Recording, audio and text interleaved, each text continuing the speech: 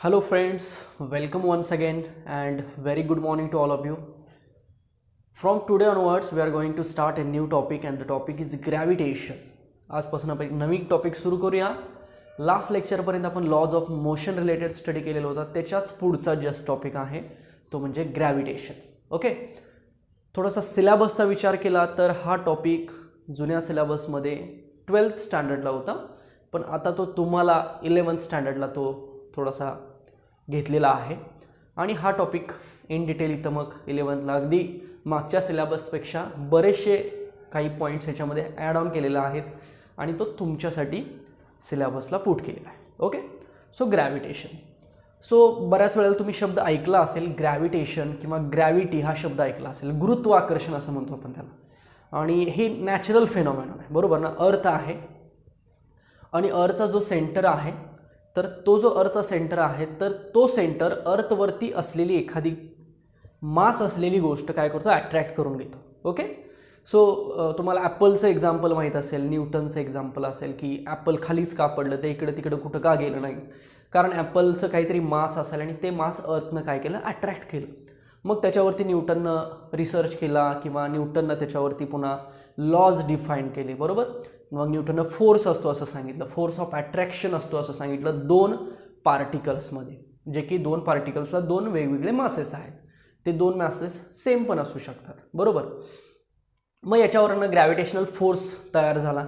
Generally gravitational force हा कमीत कमी असतो बघा, आपण फोर्समध्ये बघितलं होतं, कारण जे काही दोन पार्टिकल आहेत किंवा दोन आपण युनिवर्समधले प्लॅनेट्स म्हणूया, त्यांच्यामध्ये असणारं डिस्टन्स हे जास्त आहे. ओके, आणि हा युनिवर्स स्क्वेअरला फॉलो होतो, म्हणजे force is inversely proportional to distance square. त्यामुळे जेवढं डिस्टन्स जास्त असेल तेवढा फोर्स कमी असेल असं आपण म्हणतो.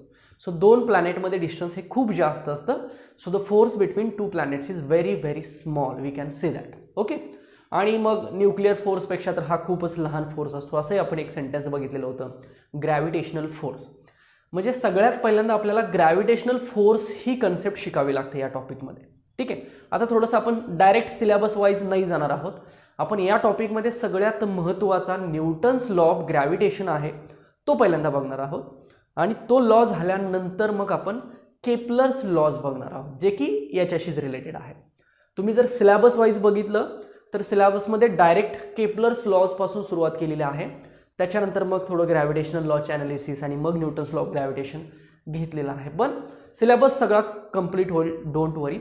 बट या टॉपिकची सुरुवात जी आहे ती जनरली न्यूटन्स लॉ ऑफ ग्रॅव्हिटेशनपासून करूया, म्हणजे तो एक फोर्स आपल्याला समजून जाईल, त्याचा ॲनालिसिस करता येईल, तो व्हेक्टर फॉर्ममध्ये आपल्याला लिहिता येईल, ग्रॅव्हिटेशनल कॉन्स्टंट कसा तयार झाला तो बघता येईल, त्याची व्हॅल्यू बघता येईल, बरोबर.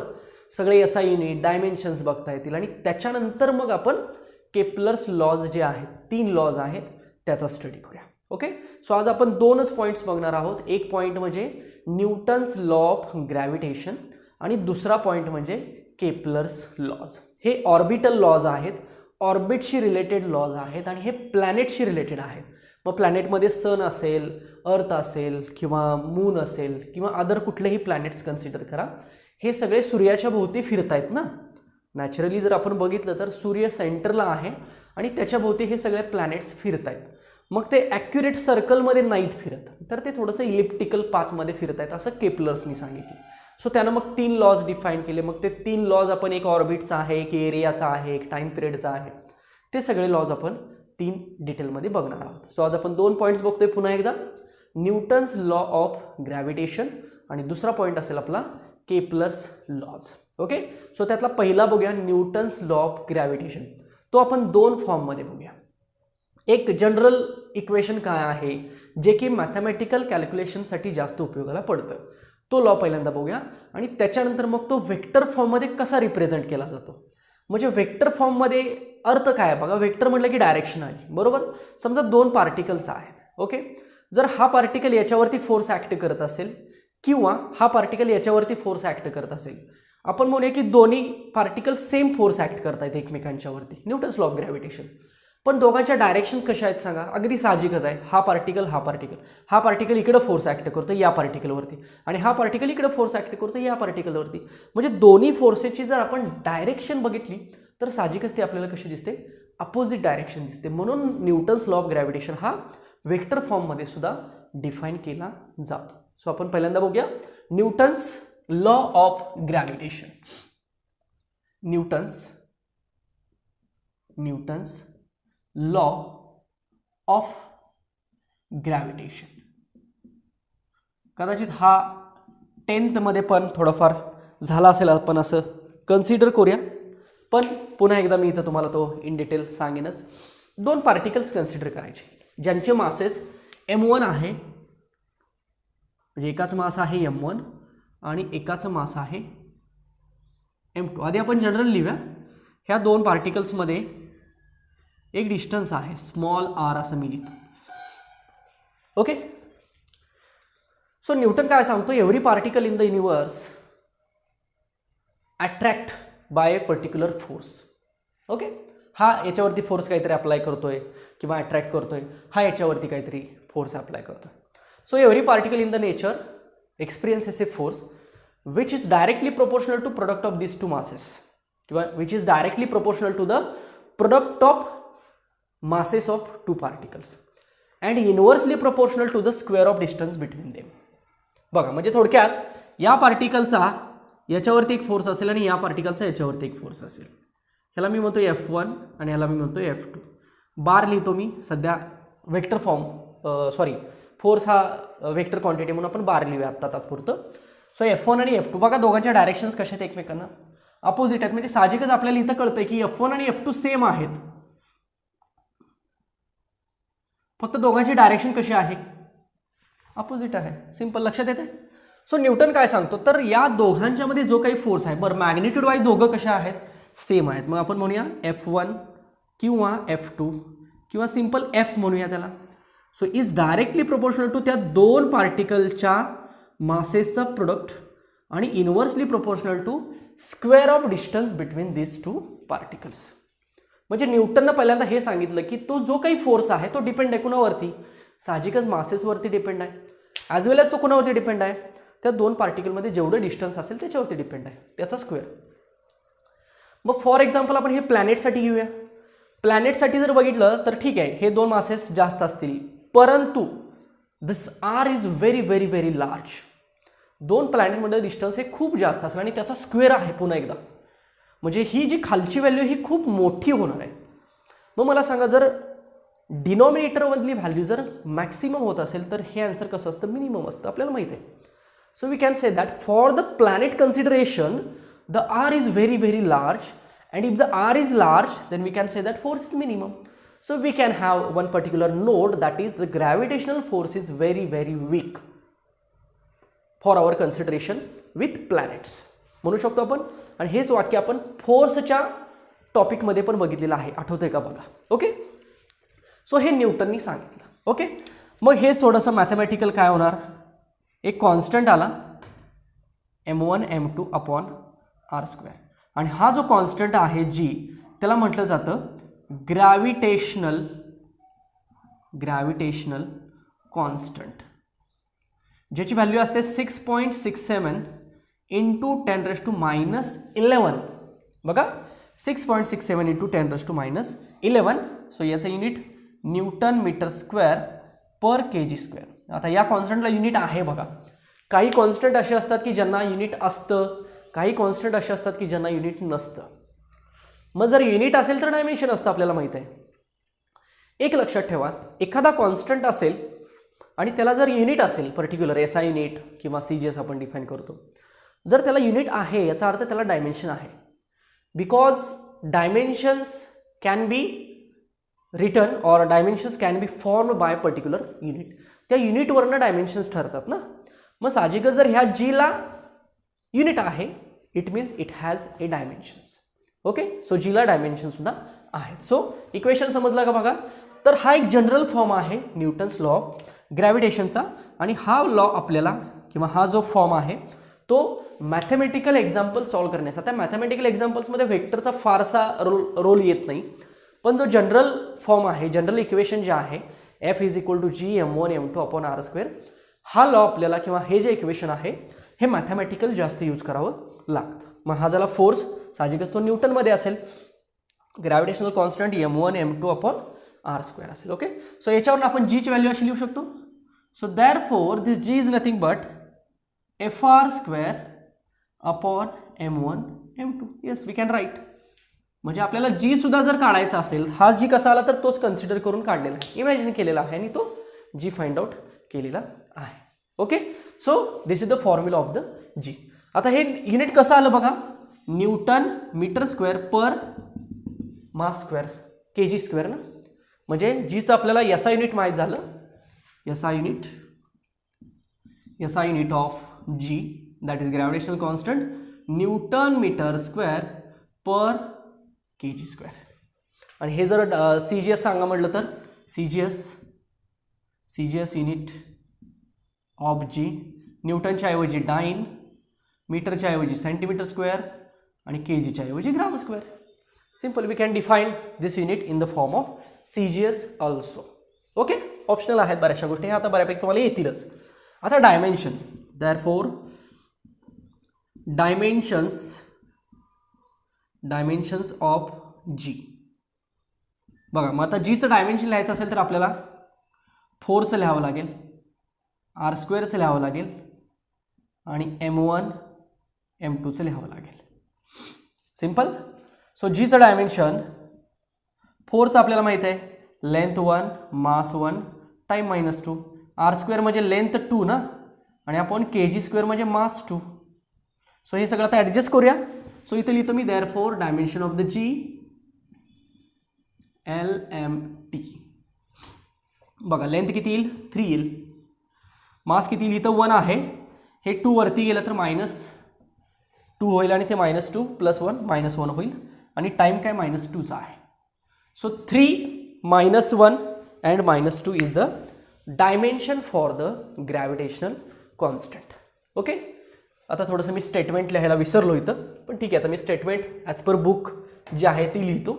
तुम्ही आता लगेच लिहू नका, आधी हेडिंग लिहा, नंतर आता मी स्टेटमेंट लिहितो ती स्टेटमेंट लिहा, नंतर ही डायग्राम ड्रॉ करा, नंतर हे इक्वेशन्स लिहा, नंतर हे लिहा, नंतर हे लिहा, हे एकाखाली एक सगळं, आणि ह्याच्यावरून पुन्हा शेवटी हे लिहा. Okay, also we can write if r is equal to 1 metre and m1 m2 is equal to 1 kg, conditional unit condition, तर ग्रॅव्हिटेशनल कॉन्स्टंट हा किती असतो, जेवढा फोर्स आहे तेवढा असतो. जर डिस्टन्स 1 मीटर असेल, जर दोन पार्टिकलचं मासेस जर 1 kg असतील तर ग्रॅव्हिटेशनल कॉन्स्टंट हा फोर्स एवढा असतो. Okay, so I will write the statement here. मी सांगितलेली आहेच थोडी तुम्हाला स्टेटमेंट, फक्त बुकप्रमाणे आपण स्टेटमेंट ती लिहूया. Every particle of matter attracts,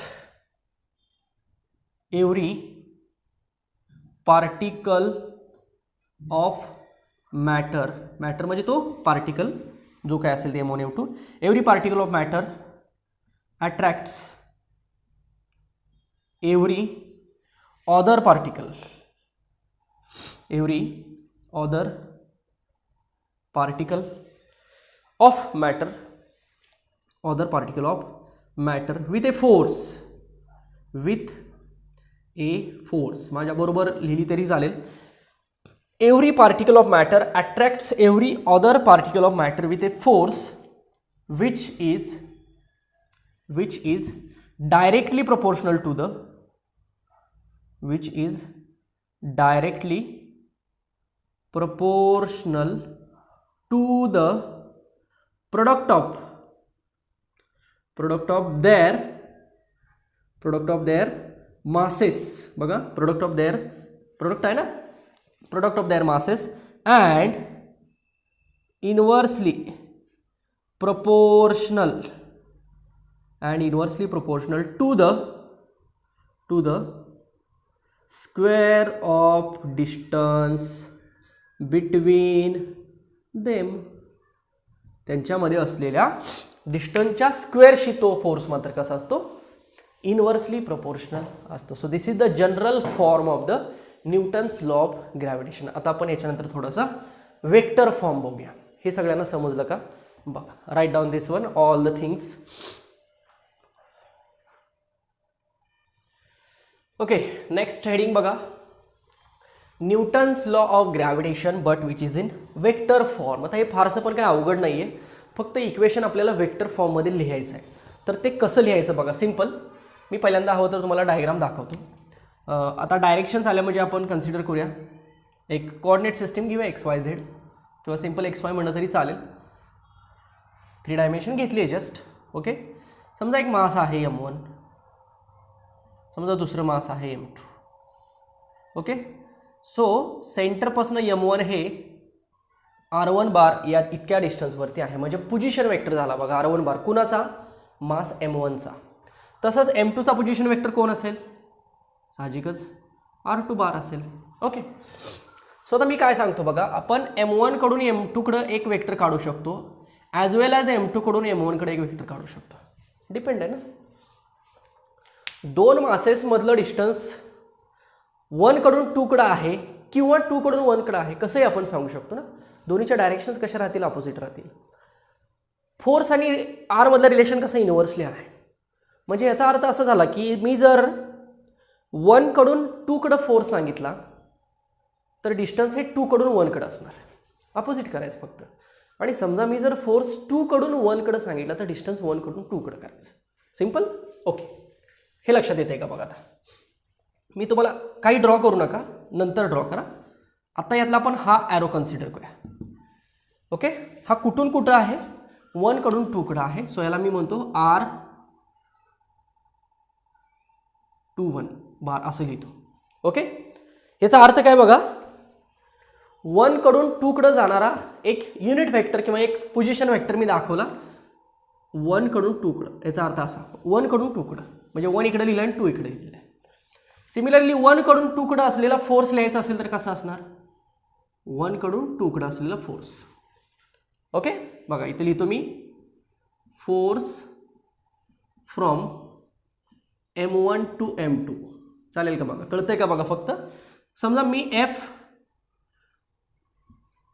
असं लिहिलं तर काय झालं? 2 कडून 1 कडे फोर्स झाला. So force from M2 to M1 झाला. चालेल. आता मी जर हा ट्रायंगल कन्सिडर केला तर हा पोझिशन वेक्टर याचा ॲरो असा असेल, हा पोझिशन वेक्टर याचा ॲरो असा असेल. म्हणजे ॲरो बघा 1 2 then 3. So triangle of vector addition आठवतोय? This one plus this one is equal to this one. So this one is what?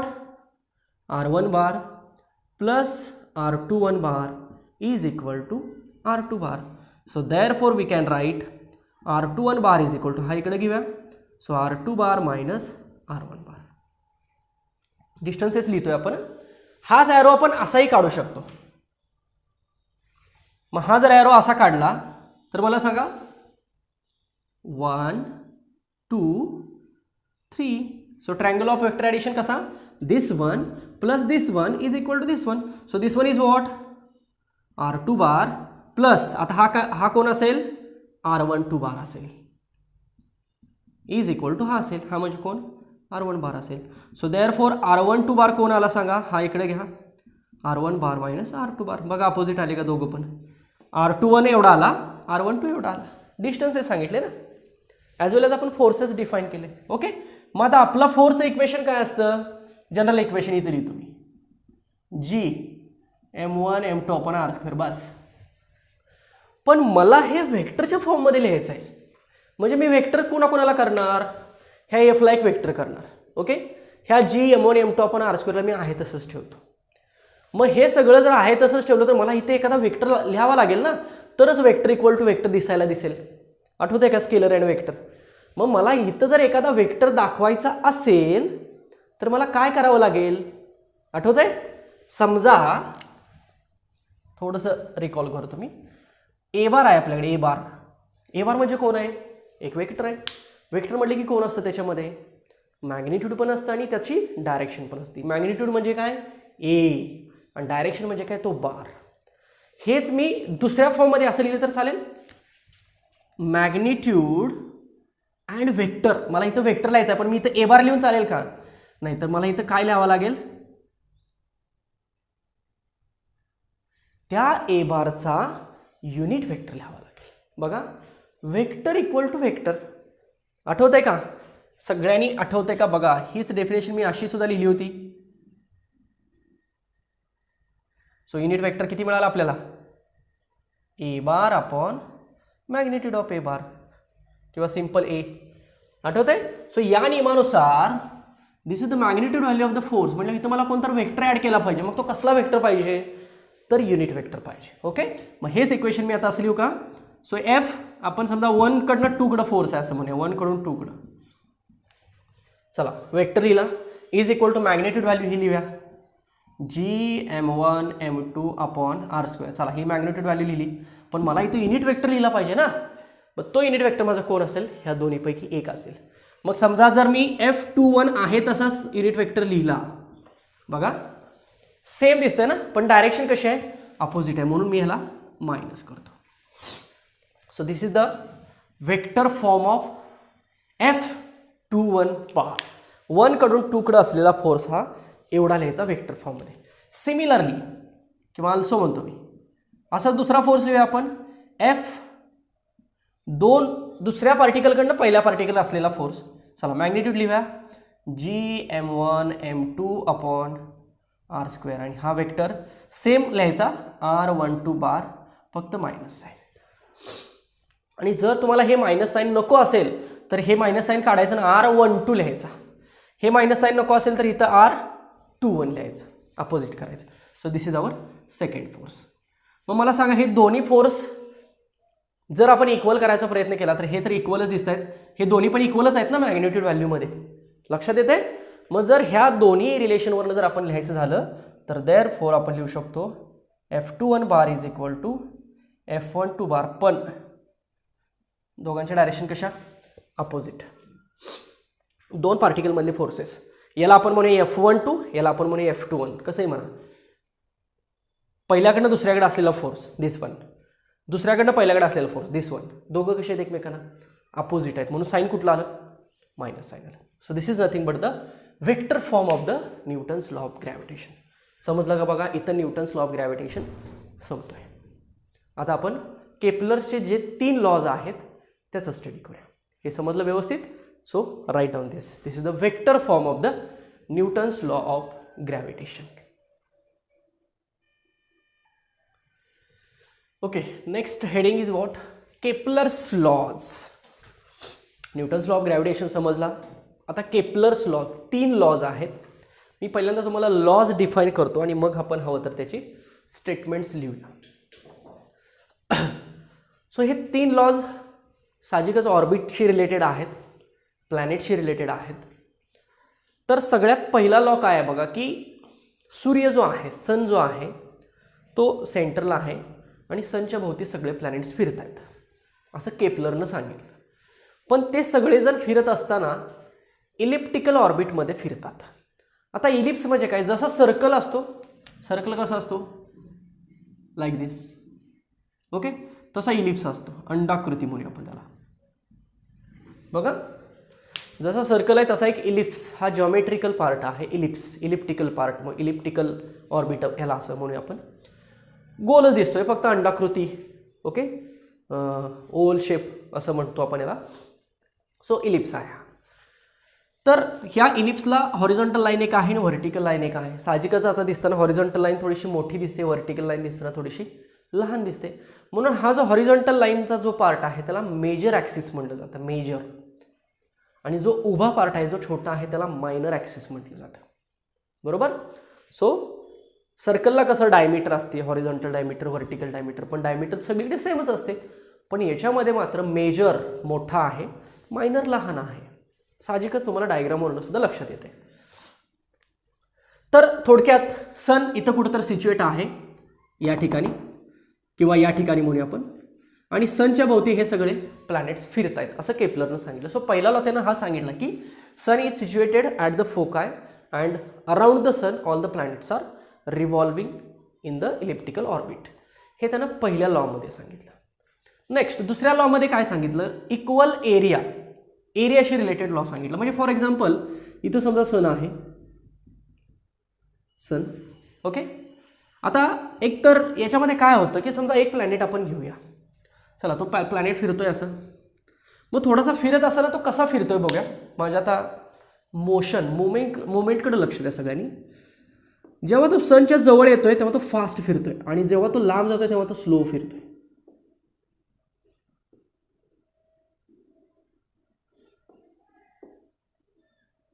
Like दिस. बघा, सनच्या जवळ असेल प्लॅनेट तेव्हा त्याचं स्पीड जास्त असेल आणि जेव्हा तो फार्दर असेल, लांब असेल, खूप जास्त डिस्टन्सवरती असेल तेव्हा त्याचं स्पीड जे असेल ते स्लो असेल. असं केपलर्सनं ऑब्झर्व केलं. सो केपलर सांगतो की समजा हा प्लॅनेट इथं आहे आणि इथून प्लॅनेटनं जर एका सेम टाईममध्ये प्लॅनेट इथपर्यंत आला तर प्लॅनेटनं हा एरिया तयार केला ना, ह्याला A1 म्हणूया आपण. सिमिलरली समजा तोच प्लॅनेट इथं आला आणि ह्या प्लॅनेटनं सेम टाईममध्ये जर एवढा एरिया कव्हर केला इथपर्यंत, लाईक दिस, ह्याला आपण A2 म्हणूया. तर हे दोन्ही एरिया सेम असतात असं केपलर सांगतो. याला इक्वल एरिया स्वीप्स आउट असं म्हणतात. इक्वल एरिया म्हणजे प्लॅनेट जवळ असताना एक एरिया तयार करतोय आणि खूप लांब असताना एक एरिया तयार करतोय. टायमिंग सेम आहे, स्पीड बदलते, त्यामुळे जो काही एरिया तयार होतो तो कसा असतो, सेम असतो. हे त्यानं दुसऱ्या लॉमध्ये सांगितलं. आणि तिसऱ्या लॉमध्ये सांगितलं की यांचा फिरायचा जो काही टाईम पिरियड आहे त्याचा स्क्वेअर आहे तो डायरेक्टली प्रोपोर्शनल टू R³ असतो. R म्हणजे याचं मेजर ॲक्सिस आपण रेडियस कन्सिडर करू. हा जो R आहे सेंटरपासून तो आपण R कन्सिडर करू. म्हणजे जसं की आपण टाईम पिरियड आणि रेडियसमधलं रिलेशन सांगतो इथं, तशा टाईपमध्ये त्यानं T² is directly proportional to R³. आता हे रिलेशन ॲक्च्युली मॅथमॅटिकल सॉल्व केल्यानंतर येतं, पण केपलर्स लॉमध्ये शिकत असताना डायरेक्ट आधी हे लक्षात ठेवायचं आहे. हे कसं आलं ह्याला प्रूफ आहे आपल्याकडे, तो आपण पुढच्या पॉईंटमध्ये बघणार आहे की नक्की T² is directly proportional to R³ आहे का, मग ते केपलर्सनं वापरलेलं बरोबर आहे का, हे प्रूफ होतं. मॅथमॅटिकल हे आहे, फक्त केपलरच्या तिसऱ्या लॉमध्ये आपल्याला हे शिकावं लागेल. सो असे हे 3 लॉज आहेत केपलर्सचे. आता मी तुम्हाला थोडंसं फर्स्ट लॉ, आता स्टेटमेंट्स तुम्ही हवं तर लिहू शकता सगळ्यांनी. All planets move in elliptical orbits. All planets, मी थोडंसं आता बुक प्रमाणे ही स्टेटमेंट देतो. मी हे एक्सप्लेनेशन दिलं तुम्हाला. All planets move in elliptical orbit. Move in elliptical orbit. Elliptical orbit म्हणजे हा orbit, okay, around the sun, with the sun at, सूर्याच्या भोवती, around the sun, with sun at one of the foci of the ellipse. One of the foci of ellipse. Foci म्हणजे एकतर ही radius किंवा ही radius म्हणूया. One of the foci म्हटलं जातं त्याला, ओके. म्हणजे सूर्याची पोझिशन इथं पण असू शकते आणि इथं पण असू शकते, दोन्ही साईडला आपण कन्सिडर करूया. Okay, so this is our first law. Now second law. Second law काय सांगितलं,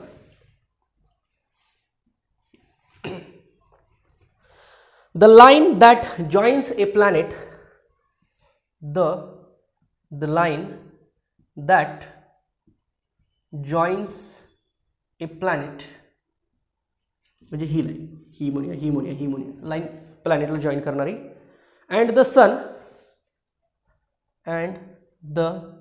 सन स्वीप्स तयार करतात. स्वीप्स इक्वल एरियाज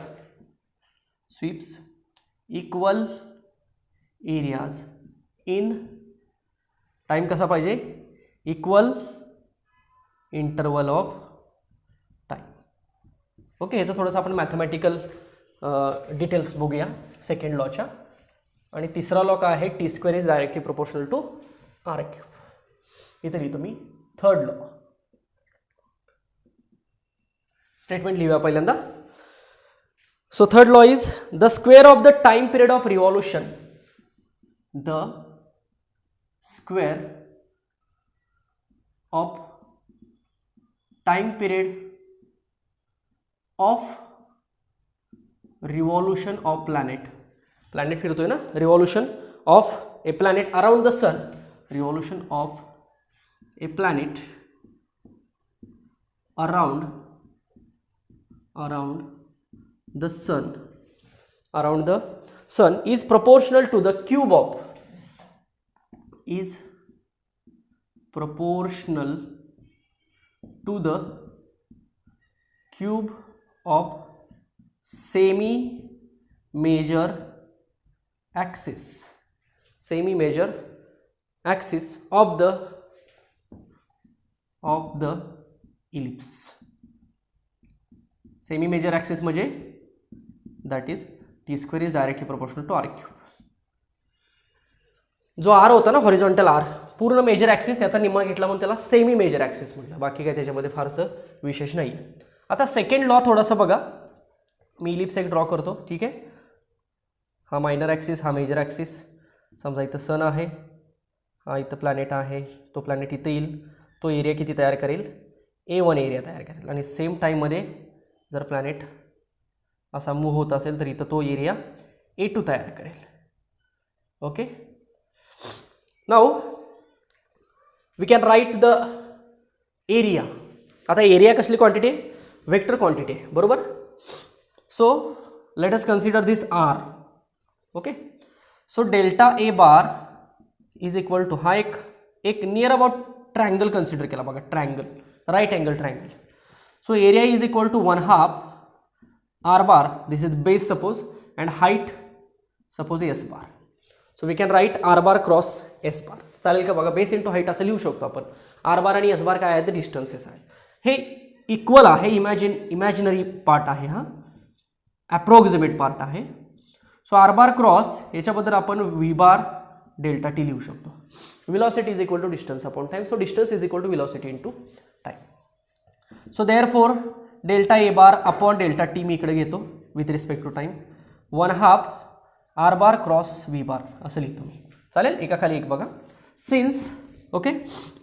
आता प्लॅनेट या डायरेक्शनला चाललेला आहे. So P bar linear momentum असेल, mass into velocity. Okay. So P bar is equal to what? Mass into velocity. So therefore V bar is equal to P bar upon M. चालेल का? Linear मोमेंटमची definition आठवते. So therefore आपण हेच असं लिहूया, delta A bar upon delta T is equal to 1/2 R bar cross this P bar upon M. And what is R bar cross P bar? That is L bar. So delta A bar upon delta T is equal to 1/2 हे L bar upon this is M and which is constant. का? कारण मास constant आहे आणि L बार पण काय असतं? Constant असतं. L bar म्हणजे काय? Angular momentum, where L bar is equal to angular momentum. जसं लिनियर मोमेंटम असतं लिनियर व्हिलॉसिटीमध्ये मास इंटू व्हिलॉसिटी, तसं L bar I into omega असतं अँग्युलर पोझिशनसाठी, जर ॲनालॉजी आपण बघितली तर. Okay. So we can write delta A bar upon delta T is equal to L bar upon twice M and which is nothing but the constant. So this is the mathematical analysis of the second law of the Kepler's. This is first law, this is second law and this is the third law. Okay. So these are the laws by Kepler's related to the orbits. म्हणजे sun आहे आणि सनच्या भोवती जे काही planets फिरत आहेत त्यांच्याशी related हे 3 लॉज झाले. बघा, समजले का? व्यवस्थित स्टेटमेंट्स आणि त्यांचं मॅथमॅटिकल ॲनालिसिस लिहून घ्या. आय होप की तुम्हाला हे दोन्ही पॉईंट्स व्यवस्थित समजले असतील. एक न्यूटन्स लॉ ऑफ ग्रॅव्हिटेशन आणि एक केपलर्स लॉ. आता आपण काय करूया की टेक्स्टबुकमध्ये जे अनसॉल्ड क्वेश्चन्स आहेत ते सुद्धा पटपट जसा पॉईंट होईल तसे ते संपूया. सो आज एक 2 एक्झाम्पल्स आपण बघूया. एक जे आहे ते न्यूटन्स लॉ ऑफ ग्रॅव्हिटेशन रिलेटेडच बघूया आणि जे दुसरं एक्झाम्पल आहे ते आपण केपलर्स लॉज रिलेटेड बघू. ओके. सो एक्झाम्पल सगळ्यांनी लिहून घ्या. टेक्स्टबुकमधलं एक्झाम्पल आहे, find the gravitational force between the sun and earth. Given mass of sun 1.99 into 10⁻30 kg, mass of earth 5.98 into 10⁻24 kg. हेच 6 into 10⁻24 kg सुद्धा घेतलं तरी चालतं. And the average distance between earth and sun is 1.5 into 10⁻11 metre. पहिल्यांदा question सगळ्यांनी लिहून घ्या. Very easy simple question आहे, 2 मार्क्सचा क्वेश्चन आहे.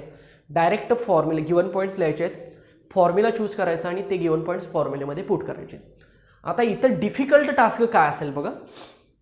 ही जी कॅल्क्युलेशन जी आहेत ही जी कॅल्क्युलेशन्स आहेत थोड्याशा 10च्या पॉवर मोठ्या आहेत, त्यामुळे 10च्या पॉवरची कॅल्क्युलेशन्स थोडीशी डिफिकल्ट जाऊ शकतात. त्यामुळे कॅल्क्युलेशन्सचा पार्ट जो आहे तो व्यवस्थित करणं गरजेचं आहे. चला, आपल्याला मास ऑफ द सन दिलेला आहे 1.99. मास ऑफ द सन म्हणूया 1.99 हे 2 घेतलं तरी चालतं इंटू 10⁻30 kg. ह्या कॉन्स्टंट व्हॅल्यू लक्षात ठेवू शकता. 2 इंटू 10⁻30 kg is the mass of sun. आता हे अप्रॉक्सिमेट आहे, कोणी मेजर करायला गेलेलं नाही आहे सूर्याचं मास किती आहे, सनचं मास किती आहे. मास ऑफ अर्थ 5.98, पण मी इथं 6 लिहितो. 6 इंटू 10⁻24 kg लिहितो, चालेल. आणि ॲव्हरेज डिस्टन्स म्हणलेलं आहे ज्याला की आपण स्मॉल आर म्हणजे 1.5 into 10⁻11 1.5 into 10⁻11 metre. And we have to find the force. आपल्याला जी माहीत आहे 6.67 into 10⁻11 newton metre square per kg square. चालेल का बघा. सो आपल्याला गिवन पॉईंट्स काय आहेत हे समजलं and what we have to find हे सुद्धा समजलं. सिंपल आहे. Newton's law of gravitation direct formula लिहायचा आहे, व्हॅल्यूज पुट करायच्या आहेत आणि कॅल्क्युलेशनचा पार्ट फक्त इम्पॉर्टंट आहे. So formula is what, force is equal to G m1 m2 upon R square असतं ना. पण हाच फॉर्म्युला आपण असा लिहूया, G mass of sun mass of earth and upon their distance square, दोघांच्या मध्ये असलेला डिस्टन्सचा स्क्वेअर. ओके, सगळ्या व्हॅल्यू पुट करूया आपण. 6.67 into 10⁻11 into mass of sun is what 1.99 into 10⁻30 into mass of earth is what 6 into 10⁻24 and upon distance is what 1.5 into 10⁻11 याचा square. आता यात पहिल्यांदा मी थोडंसं एक स्टेप करून देतो तुम्हाला, हवं तर पुढच्या स्टेप्स तुम्ही स्वतः करा. हे कॅल्क्युलेशन तुम्ही स्वतः करणं गरजेचं आहे आणि प्रत्येकाला ही जमली पाहिजेत. दिस इज व्हेरी इम्पॉर्टंट टास्क. 12thला गेल्यानंतर हे कुणी सांगत बसत नाही तुम्हाला की हे करा, हे जमलंच पाहिजे प्रत्येकाला. त्यासाठी लॉग टेबलचा स्टडी कितपत झालेला आहे बघा. नसेल तर लॉग टेबलची माझी काही लेक्चर्स आहेत, ती लेक्चरसुद्धा तुम्ही जर बघितली तरीसुद्धा तुम्हाला एक जनरल आयडिया लॉग टेबलच्या मदतीनं येऊ शकेल. सो ती व्हिडिओज पाहिजे असतील तर तुम्ही डेफिनेटली व्हिजिट करा, तुम्हाला ती लॉग टेबलची लेक्चर्स मिळतील. सगळ्यात पहिली स्टेप काय करायची, आता याचा स्क्वेअर करायचा म्हणजे 11चा स्क्वेअर इट मीन्स ते 22 होणार, मल्टिप्लिकेशन होणार आहे, बरोबर ना. मग सगळ्या 10च्या पॉवर आधी एकत्र करायच्या. मग हे बाकीचं सगळं एकत्र लिहूया. 6.67 इंटू 1.99 आणि अपॉन किती आहे 1.5 इंटू 1.5. ॲक्च्युली 2.25 लिहिलं तरी चालेल. सो इंटू 10 बघा, वरची पॉवर आहे -11 प्लस 30. पॉवर कशा एकत्र करायच्या बघा, +24 आणि खालची जी 22 आहे ती वरती गेली की -22. सो हे तर कदाचित सगळ्यांना जमेल. हे कॅल्क्युलेशन अगदी आता शाळेतलं कॅल्क्युलेशन आहे ना. -11 अधिक 30 अधिक 24 -22 किती. सो 10ची पॉवर तुम्हाला इथे डेफिनेटली मिळेल. आता दुसरा पार्ट काय आहे तर हा पार्ट आहे. हा पार्ट कसा करायचा, याचा लॉग बघा प्लस याचा लॉग बघा, दोघांची ॲडिशन करा. नेक्स्ट याचा लॉग दोघांची ॲडिशन, याच्या ॲडिशनमध्ये याची ॲडिशन मायनस करा आणि त्याचा अँटी लॉग बघा. फायनल आन्सर मिळेल. आणि 10ची पॉवर ॲडजस्ट करा म्हणजे एकच कुठली तर पॉवर लिहिली पाहिजे ना. सो मी बुकमधलं डायरेक्ट आन्सर लिहितो 3.5 इंटू 10⁻22 आणि फोर्स आहे म्हटल्यानंतर आन्सर कशात असेल, न्यूटनमध्ये असेल. सो टेक्स्टबुकमधलं हे एक एक्झाम्पल आहे. बघा समजलं का सगळ्यांना. आय होप की तुम्हाला गिवन पॉईंट्स आणि फॉर्म्युला कसा यूज केला आणि कॅल्क्युलेशन्स कसे केले हे समजलं असेल. चला लिहून घ्या सगळ्यांनी, पुढचा पॉईंट बघूया आपण. चला नेक्स्ट क्वेश्चन लिहून घ्या सगळ्यांनी. क्वेश्चन डिस्प्ले होतोय. 2 satellites A and B are revolving around a planet. 2 satellites आहेत, प्लॅनेटच्या भोवती फिरत आहेत. Their period of revolutions are 1 hour and 8 hour respectively. त्यांचे टाइम पिरियड दिलेले आहेत. The radius of the orbit of satellite B is 4 into 10⁻4 kilometre दिलेलं आहे. So find the radius of orbit of satellite A. बघा total 4 concept आहेत इथं. 2 time period दिलेले आहेत, एक रेडियस दिलेले आहे, अजून एक रेडियस काढायला सांगितलेलं आहे. म्हणजे हे एक्झाम्पल केप्लर्सच्या 3ऱ्या लॉवरती डिपेंड आहे. आधी एक्झाम्पल सगळ्यांनी लिहून घ्या. गिवन पॉईंट बघा, पहिल्यांदा प्लॅनेट एचा टाइम पिरियड दिलेला आहे दॅट इज 1 hour. आता हा काही कन्वर्ट करत बसायची गरज नाही सेकंदामध्ये वगैरे किंवा डिस्टन्स किलोमीटरमध्ये आहे ते पण काही कन्वर्ट करायची गरज नाही, का ते तुम्हाला लक्षात येईल. नेक्स्ट प्लॅनेट बीचा टाइम पिरियड दिलेला आहे 8 hour. Time period of planet B. So 8 hour. Okay. Planet बीची रेडियस दिलेली आहे, त्याला आपण आर बी म्हणूया. So R B is equal to what 4 into 10⁻4 kilometre आहे, तसंच ठेवा. आणि ए ची रेडियस विचारलेली आहे. This is to find. We have to find the radius of the planet A. बघा केपलर्स थर्ड लॉ आता याच्यामध्ये कसा अप्लाय करायचा आणि कसं रिलेशन इथं आपण लिहायचं आहे. त्यासाठी आधी आपल्याला केपलर्स थर्ड लॉ माहीत पाहिजे. Third law. So Kepler's third law सांगू शकता काय बघितलं होतं आपण. T square is directly proportional to R cube. Yes, this is the main statement. Time period is direct, time पिरियडचा जो काही स्क्वेअर आहे तो डायरेक्टली प्रोपोर्शनल आहे रेडियसच्या क्यूबशी. So T square is directly proportional to R cube. हे relation कसं येतं हे पण मी तुम्हाला म्हटलं की त्याचाही प्रूफ आहे, पण डायरेक्टली लक्षात ठेवायला सुद्धा सोपं आहे. आता थोडंसं मी याचं मॅथमॅटिकल ॲनालिसिस सांगतो तुम्हाला कसं असतं बघा.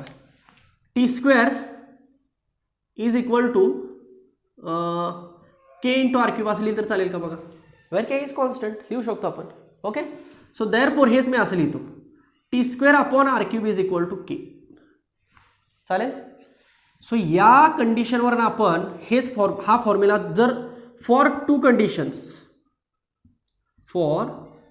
कंडिशन्स लिहायचं असेल तर T1 square upon R1 cube is equal to T2 square upon R2 cube असं लिहू शकतो. आणि इज इक्वल टू काय कॉन्स्टंट आहे ना के. चालेल. सो हे असं लिहिलं तरी चालतं. म्हणजे टू केसेससाठी आपण काय लिहिलं हे इक्वेशन इक्वल टू के. बरोबर आहे, समजलं. So T1 square upon R1 cube is equal to T2 square upon R2 cube. आता हेच आपण ए आणि बी करूया 1 आणि 2च्या ऐवजी. So therefore TA square upon RA square cube is equal to TB square upon RB cube. चालेल. ओके, सो देअरफॉर आपण हे असं करूया TA अपॉन TBचा स्क्वेअर करूया is equal to RA upon RBचा क्यूब करूया. चालेल का बघा. हेच इक्वेशन मी असं लिहू शकतो. देअरफॉर आता TA दिलेला आहे, TB दिलेला आहे. So 1/8 square. RA दिलेला नाही, RA फाइंड करायचं. So RA cube upon RB cube आहे ना खाली पण. सो याचा क्यूब म्हणजे काय 4 × 10⁴ क्यूब. हे टाइम हावरमध्ये कॅन्सल झाला, किलोमीटर कॅन्सल झालं, त्यामुळे काय टेन्शन घ्यायचं नाही, हे कन्वर्ट करायची गरज नाही. So therefore it is 1/64. हे RA क्यूब आहे तसंच ठेवूया. आपण हे 64 × 10⁻² येईल बघा. 4 × 4 × 4 4 × 16 16 × 64 आणि 10⁻⁴ चा 10⁻³ किती आला 10⁻12. आपल्याला पाहिजे कोण RA पाहिजे. So therefore RA cube is equal to मी काय करतो हे 64 तर कॅन्सल होईल एकमेकांना. सो 10⁻12 येईल बघा. दिस इज आवर आन्सर. बट आपल्याला RA फाइंड करायचं आहे आणि हा कोण आहे RA क्यूब आहे. मला सांगा हेच असले तर चालेल. हे थोडंसं लक्षात येते का बघा. असं तर चालतं, चालू शकतं. ह्याचं क्यूब रूट घेतलं, याचं क्यूब रूट घेतलं. सो देअरफॉर RA किती मिळाला 10⁻⁴ किलोमीटर. चालेल का बघा. कारण RB आपण कशात घेतलेला आहे किलोमीटरमध्ये घेतलेला आहे. Okay, so what is the value of RA. So we can have the value of RA is 10⁻⁴ kilometre. बघा एक्झाम्पल हे कुठल्या टाईपवरचं आहे किंवा कुठल्या टाईपवरनं आपण सॉल्व केलं हे लक्षात आलं का बघा. सो अजूनही बरीचशी एक्झाम्पल्स असतात, पण आपण टेक्स्टबुकमध्ये जी काही अनसॉल्ड आहेत ती मी ऑलमोस्ट लिहायचा प्रयत्न करत असतो सगळी. काही प्रॅक्टिससाठी तुम्हाला मी ठेवत असतो किंवा जे टेक्स्टबुकमध्ये सॉल्व्ड आहेत ते तुम्ही स्वतः करू शकता, अजून प्रॅक्टिस तुमचं वाढू शकतं. पण आजचे जे काही 2 पॉईंट्स होते त्या 2 पॉईंट्स रिलेटेड ही न्यूमेरिकल्स होती म्हणून आपण घेतली आहे. ओके, सो आय होप की तुम्हाला हे समजलं असेल. सो बस आजचा डोस मला वाटतंय इतका सफिशियंट आहे. हा एका दिवसात 2 तास 1 तासात अभ्यास सिंपल होण्यासारखा आहे. 2च पॉईंट्स आपण बघितले. पहिला बघितला न्यूटन्स लॉ ऑफ ग्रॅव्हिटेशन आणि दुसरा बघितला Kepler's laws. Newton's law of ग्रॅव्हिटेशनवरचं एक एक्झाम्पल बघितलं, केपलर्स लॉवरचं एक एक्झाम्पल बघितलं. ओके, आता याच्या पुढं जे येतं ते थोडंसं ग्रॅव्हिटी रिलेटेड स्टडी येतो बघा. टॉपिक थोडासा लेंदी आहे हा सुद्धा, पण इंटरेस्टिंग आहे. बऱ्याचशा गोष्टी तुम्हाला ह्याच्यातल्या क्लिअर होतील. थोडासा मोशनशी कंपेअर केला तर हा इझी आहे. मोशनमध्ये थोडीशी डिफिकल्टी लेवल जास्त होती, पण याची डिफिकल्टी लेवल काही जास्त नसणार आहे. त्यामुळं सोपा आहे टॉपिक. कारण सॅटेलाईट ही जी कन्सेप्ट तुम्ही ऐकलं असेल, सॅटेलाईट ग्रॅव्हिटेशन जे आहे ते सॅटेलाईट त्यांचं रिलेशन आहे. आणि सॅटेलाईट आजकाल बघतो आपण की जास्तीत जास्त कम्युनिकेशनसाठी सॅटेलाइट यूज केला जातो, त्यासाठी हा बेस आहे. नक्की ग्रॅव्हिटेशन काय आहे, मग ह्यात अजून पुढं बरंच आहे. ग्रॅव्हिटी, एनर्जीज आहेत, पोटेन्शियल एनर्जी आहे, कायनेटिक एनर्जी आहे, बाइंडिंग एनर्जी आहे, टाईम पिरियड, बऱ्याचशा कन्सेप्ट पुढं आपल्याला बघायला मिळणार आहे. सो आजच्या लेक्चरला आपण थांबूया. एवढ्याचा सगळ्याचा व्यवस्थित अभ्यास करा. याच्यामध्ये काही शंका असतील तर डेफिनेटली तशा विचारा, किंवा हवं तर आपण डाऊट सेशन या सॅटर्डेला कंडक्ट करणार आहोत, तेव्हा विचारा, किंवा मला आधी क्वेश्चन्स टाकून ठेवा, म्हणजे मी थोडंसं त्याचं प्रिपरेशन तुम्हाला करून इझी आणि कमी वेळेत तुम्हाला ते सॉल्व करून देता येईल. ओके. सो आजची नोट्स व्यवस्थित प्रिपेअर करा. थोडंसं आधी लेक्चर बघून घ्या आणि मग हवं तर नोट्स प्रिपेअर करा. त्यासाठी टेक्स्टबुक जवळ ठेवा. बऱ्याचशा गोष्टी टेक्स्टबुकमधल्या आहेत तशा लिहिणं गरजेचं असतं. स्टेटमेंट्स असतील, लॉज असतील, डेफिनेशन्स असतील, पण त्यासाठी टेक्स्टबुक जवळ असेल तर तुम्हाला ते अजून जास्त त्याचा फायदा होऊ शकतो. ओके. सो आपण थांबूया. यात काही शंका असेल तर नक्की विचारा. भेटूया पुढच्या लेक्चरला. Thank you so much.